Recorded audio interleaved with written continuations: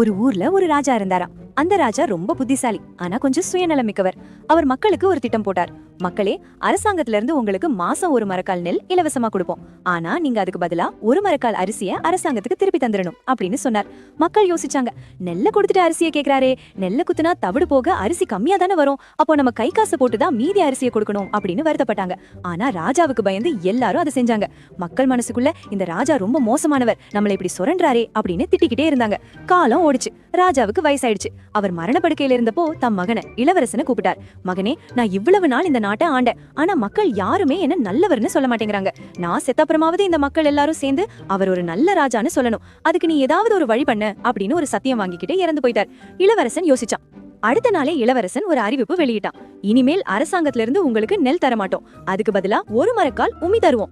ஆனா நீங்க அதுக்கு பதிலா ஒரு மரக்கால் அரிசிய அரசாங்கத்துக்கு தரணும் அப்படின்னு சொன்னான். இதை கேட்ட மக்கள் அதிர்ச்சி ஆகிட்டாங்க. உமிய கொடுத்துட்டு அரிசி கேக்குறானே, இவன் எப்பேற்பட்ட கொடுமைக்காரன், இவனை பார்க்கும்போது இவன் அப்ப எவ்வளவோ பரவாயில்ல, அவர் நெல்லையாவது கொடுத்தார், இவன் வெறும் உமிய கொடுக்கறான், நிஜமாவே பழைய ராஜா ரொம்ப நல்லவருப்பா அப்படின்னு பேச ஆரம்பிச்சாங்க.